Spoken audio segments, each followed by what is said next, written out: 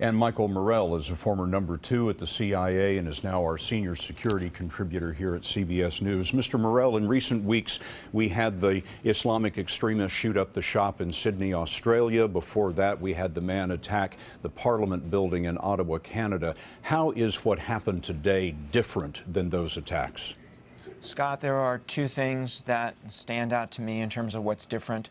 One is the attacks you mentioned were lone individuals. This was obviously 3 individuals. That makes this a conspiracy.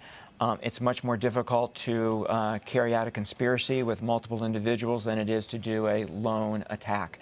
So that's one difference. The other difference to me is the sophistication of this attack.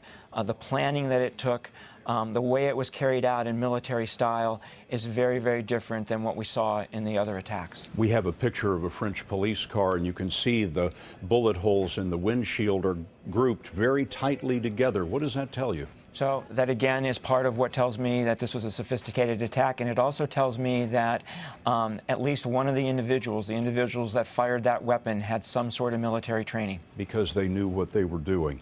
Who do you think this is at this early point? Is it ISIS or is it Al-Qaeda? We don't have any links at this point between these 3 individuals and either Al-Qaeda overseas or ISIS in the Middle East.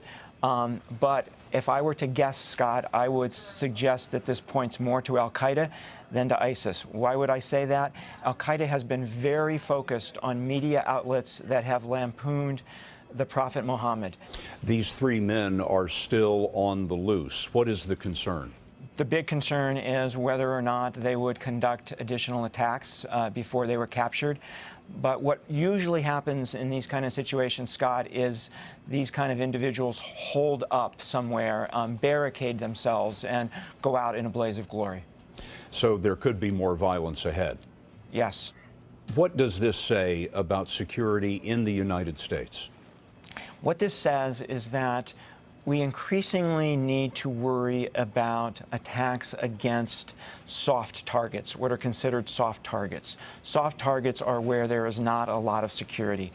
And increasingly, we're seeing terrorists focused on softer targets because the harder targets are getting more difficult. Michael Morell, former #2 of the CIA, thanks very much again. Welcome.